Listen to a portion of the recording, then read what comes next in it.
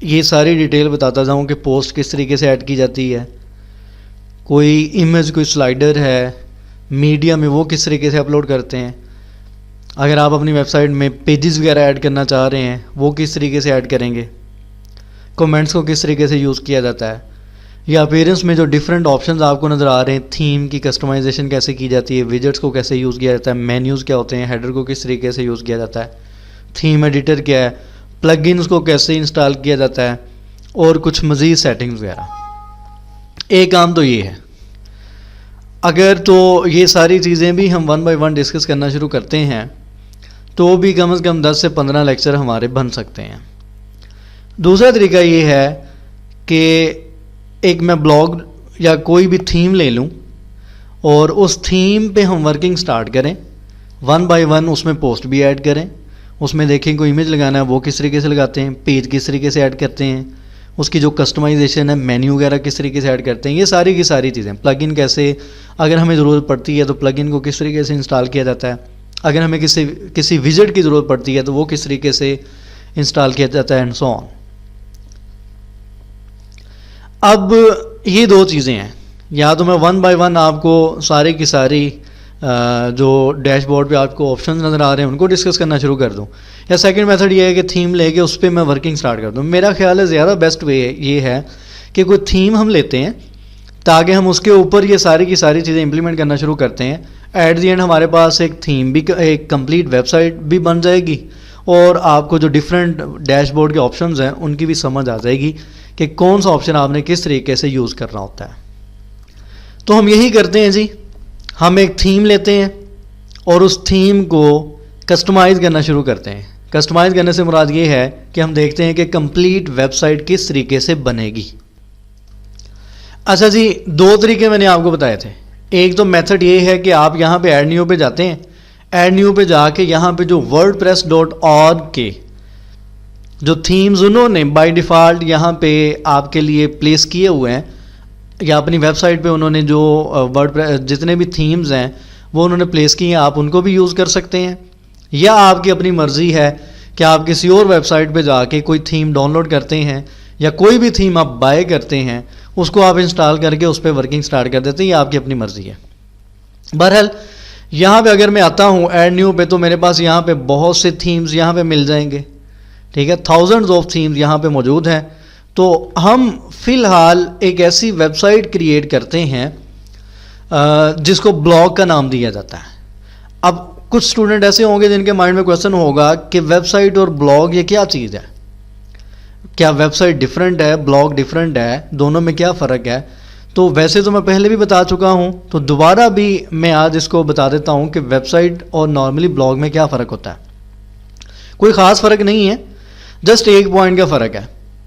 Blog भी एक website ही होती है, वेबसाइट तो वेबसाइट ही है, ब्लॉग भी एक वेबसाइट है, लेकिन ब्लॉग में फ़र्क ये है, यहाँ पे अगर गूगल हम सर्च करते हैं कि वेबसाइट और ब्लॉग में क्या डिफरेंस है तो आपको बहुत सी डेफिनेशन वगैरह मिल जाएंगी।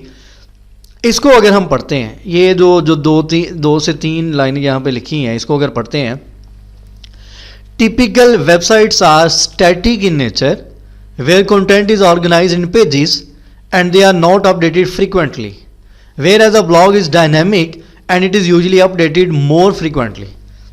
अच्छा, यहाँ पे उसने वेबसाइट के लिए वर्ड यूज़ किया स्टैटिक पेजेस होते हैं। ये ज़रूरी भी नहीं है कि जो वेबसाइट होती है उसके पेजेस स्टैटिक ही होते हैं। आप सिर्फ एक पॉइंट को माइंड में रख लें जो उसने यहाँ पे राइट किया है कि नॉर्मली हम वेबसाइट को डेली बेसिस पे अपडेट नहीं करते। आपकी अगर कोई वेबसाइट है या कोई भी आप वेबसाइट देखते हैं, नॉर्मली उसको डेली बेसिस पे अपडेट नहीं किया जाता। मतलब ये किसी यूनिवर्सिटी की साइट है, अब वो डेली तो कुछ ना कुछ अपडेट नहीं करेंगे।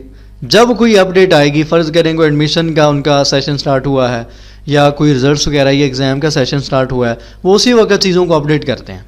नॉर्मली डेली बेसिस पे वेबसाइट अपडेट नहीं की जाती, जबकि ब्लॉग एक ऐसी चीज़ है, यानी कि एक ऐसी वेबसाइट है जिसको नॉर्मली डेली बेसिस पे या फ्रिक्वेंटली उसको अपडेट किया जाता है। मतलब ये है, आप न्यूज़पेपर की एग्जांपल ले लें, न्यूज़पेपर की कोई भी आप वेबसाइट सर्च कर लें, डेली बेसिस पे क्या हो रहा है, वहाँ पे न्यूज़ अपडेट हो रही हैं। और बहुत से आपको ऐसी वेबसाइट, ऐसे ब्लॉग्स मिल जाएंगे, जैसा कि हेल्थ से रिलेटेड कुछ ब्लॉग ऐसे हैं जो टिप्स वगैरह राइट करते हैं, या फिटनेस से रिलेटेड ऐसे हैं, या आईटी से रिलेटेड एजुकेशन के लिए, या कोई भी ऐसी वेबसाइट आपने देखी हो जहाँ पे कोई ना कोई डेली पोस्ट आती है।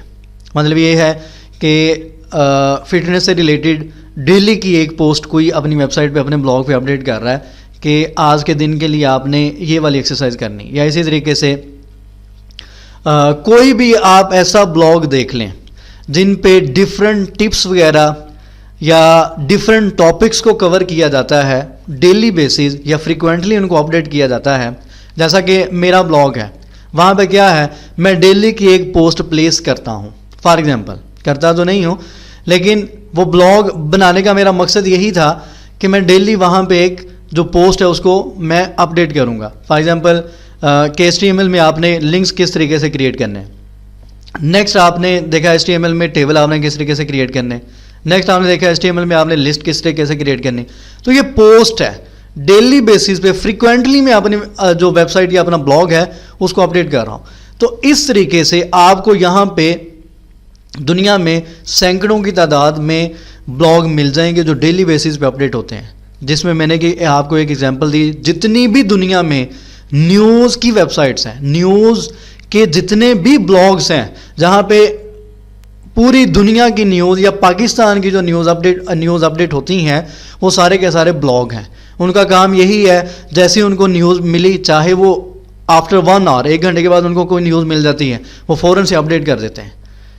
ठीक है, तो इसको बोलते हैं ब्लॉग, जो कि आप फ्रीक्वेंटली अपडेट करते हैं। और सेकंड, ब्लॉग में ये होता है, सेकंड पॉइंट ये है कि वहाँ पे आके लोग कुछ ना कुछ अपने रिव्यूज़ दे सकें।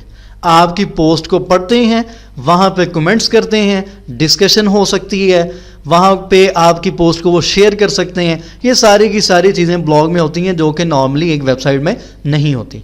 तो अभी हम क्या करने जा रहे हैं, अभी हम एक ऐसा थीम लेंगे जिसको यूज़ करते हुए हम एक कंप्लीट ब्लॉग क्रिएट करेंगे। ठीक है, यानी कि जिसमें हम देखेंगे कैटेगरीज किस तरीके से बनाई जाती हैं, पोस्ट किस तरीके से ऐड की जाती हैं, और पेजेस वगैरह किस तरीके से XYZ सारी की सारी चीज़ें जो कि नॉर्मली वेबसाइट में होती हैं वो सारी हम देखेंगे किस तरीके से हम ऐड कर सकते हैं। अच्छा जी, अब यहाँ पे फ़र्ज़ करें आप यहाँ पे सर्च करते हैं, आपको बहुत से ब्लॉग मिल जाएंगे। ठीक है, जैसा कि ये एक ब्लॉग आपको यहाँ पे नज़र आ रहा है न्यूज़ अप के नाम से। ये क्या होगा, यहाँ पे डेली बेसिस पे या आफ्टर सम टाइम, कुछ टाइम के बाद आपको कोई ना कोई न्यूज़ अपडेट यहाँ पे आपको मिल रही होगी। ठीक है, इसी तरीके से ये भी एक ब्लॉग है फेरी के नाम से, यहाँ पे भी आपको कुछ टाइम के बाद या डेली बेसिस पे कोई ना कोई नई पोस्ट मिलेगी, एंड सो ऑन। आपको यहाँ पे बहुत से ब्लॉग्स मिल जाएंगे। ठीक है, इसी तरीके से ये है न्यूज़ बग के नाम से, एंड सो ऑन। बहुत से ब्लॉग्स आपको यहाँ पे मिल जाएंगे, लेकिन मैं एक सिंपल सा ब्लॉग यूज़ करने जा रहा हूँ। wordpress.org का ही ब्लॉग है, आपकी मर्ज़ी है। अगर आपको कोई ऐसा थीम पसंद आ जाए जो कि वर्डप्रेस का ऑफिशियल थीम नहीं है, यानी कि यहाँ पे मौजूद नहीं है, आपने बाय किया है या आपके किसी दोस्त ने आपको रेफ़र किया है कि ये वाला थीम आप यूज़ कर लें, या आपने कहीं से इंस्टॉल किया है या आपको कहीं से मिल जाता है, एंड सो ऑन, जो यानी कि आपको पसंद है, तो आप उसको भी यहाँ पे अपलोड कर सकते हैं, आपकी अपनी मर्ज़ी। ठीक है, तो मैं यहाँ पे एक थीम यूज़ कर रहा हूँ जिसका नाम है जी मैक्सवेल। ये एक ब्लॉगिंग थीम है, यानी कि इसको यूज़ करते हुए हम इस तरीके का एक ब्लॉग क्रिएट करेंगे। इसको मैं यहाँ पे जी इंस्टॉल करता हूँ। मैक्सवेल के नाम से एक थीम है, ये wordpress.org की जो साइट है वहाँ पे मौजूद है, जिसकी वजह से जैसे ही आप यहाँ पे इसको सर्च करेंगे तो आपको ये वाला थीम यहाँ पे आसानी से मिल जाएगा। मैक्सवेल के नाम से ये थीम है, और जैसे इंस्टॉल पे क्लिक करेंगे इंस्टॉल होना शुरू हो जाएगा, और ये इंस्टॉल्ड हो चुका है। अब हम दोबारा थीम्स में आते हैं, तो थीम्स में आके देखेंगे तो हमारे पास ये मैक्सवेल के नेम से एक थीम यहाँ पे इंस्टॉल हो चुका है। हम इसी थीम को यूज़ करेंगे। इसी थीम को लेके जितने भी डैशबोर्ड में हमारे पास ऑप्शंस हैं वो सारे के सारे हम 1 बाय 1 डिस्कस करते जाएंगे इसी थीम को लेके। ठीक है, एक हमारा ब्लॉग भी क्रिएट हो जाएगा और हमें सारे के सारे डैशबोर्ड के जितने भी ऑप्शंस हैं उनकी भी समझ आना शुरू हो जाएगी। अच्छा जी, इसको मैं एक्टिवेट कर लेता हूँ। एक्टिवेट करेंगे, एक्टिवेट करने के बाद जैसे ही विजिट साइट पे जाते हैं, इसको रिफ्रेश करते हैं, तो हमारे पास जो मैंने थीम एक्टिवेट किया है वो हमारे पास कुछ इस तरीके से नज़र आना शुरू हो जाएगा। ठीक है जी, ये है, ये जो मैंने अभी मैक्सवेल के नेम से थीम इंस्टॉल किया है। अच्छा जी, इसका प्रीव्यू देख लेते हैं। ये मैंने जो ऑफिशियल साइट है wordpress.org के नाम से, वहां पे आया हूं। वहां पे आने के बाद जैसे ही मैंने सर्च किया मैक्सवेल, तो मुझे ये वाला थीम यहां पे मिल गया, क्योंकि ये उनकी साइट पे पड़ा हुआ है। आप यहाँ पे इसका प्रीव्यू देख सकते हैं, इसको डाउनलोड कर सकते हैं। ये जैसे जब मैंने इसका प्रीव्यू ओपन किया है तो मेरे पास कुछ इस तरीके से इसका प्रीव्यू नज़र आ रहा है, आप देख सकते हैं। ये आपको लेफ्ट साइड पे सारी की सारी पोस्ट नज़र आ रही हैं, ठीक है। ये लेफ्ट साइड पे सारी की सारी पोस्ट नज़र आ रही हैं, और राइट साइड पे आपको कुछ डिफरेंट ऑप्शन नज़र आ रहे हैं, जिसमें या आपको रिकमेंडेड रिसेंट जो पोस्ट हुई हैं वो वाली नज़र आ रही हैं। पॉपुलर में कुछ पोस्ट आपको नज़र आएंगी, और कमेंट्स जो जो लोगों ने कमेंट्स वगैरह किए हैं वो आपको यहाँ पे नज़र आ रहे हैं। उसके बाद आर्काइव में आपको ये कुछ डेट्स वगैरह नज़र आ रही हैं, यानी कि जिस जिस डेट को ये पोस्ट वगैरह अपडेट हुई हैं। इसके बाद आपको डिफरेंट कैटेगरीज नज़र आ रही हैं। फॉर एग्जांपल जैसा कि मेरे ब्लॉग पे कैटेगरीज मैंने HTML के नाम से एक कैटेगरी बनाई थी, CSS के नेम से एक कैटेगरी बनाई थी, जावास्क्रिप्ट बूटस्ट्रैप, उस कैटेगरी के अंदर HTML की कैटेगरी थी, उस कैटेगरी के अंदर मेरे पास 41 लेक्चर्स थे, ठीक है। यानी कि इस तरीके से होता है, कोई कैटेगरी आप बना लेते हैं, उस कैटेगरी के अंदर मल्टीपल पोस्ट होती हैं। ये आपको यहाँ पे नज़र आ रहा है 5, 6, 5, ये 7, ये जो नंबर नज़र आ रहे हैं बेसिकली बता रहा है कि इस कैटेगरी के अंदर 5 पोस्ट यहाँ पे हैं, ठीक है। आपको यहाँ पे डिफरेंट ये नज़र आ रही हैं, पोस्ट नज़र आ रही है लेफ्ट साइड पे। ये देखें, हर पोस्ट के सामने आपको उसकी कैटेगरी नज़र आएगी कि इस कैटेगरी की ये पोस्ट है। बहरहाल ये जब हम करेंगे तो आपको मज़ीद समझ आ जाएगी।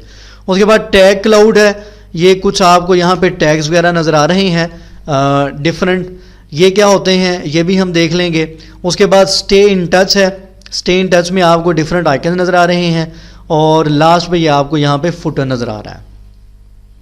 बहरहाल मैं टॉप पे जाता हूँ तो आपको यहाँ पे ये एक लोगो नज़र आ रहा है, यानी कि आप यहाँ पे लोगो प्लेस करेंगे, आपको यहाँ पे सर्च का एक सर्च की एक इनपुट नज़र आ रही है, इनपुट बॉक्स नज़र आ रहा है। उसके बाद आपको यहाँ पे भी सोशल आइकन नज़र आ रहे हैं, और ये आपके पास नेविगेशन बार है, और इसके अंदर ये ड्रॉप डाउन मेन्यू नज़र आ रहा है।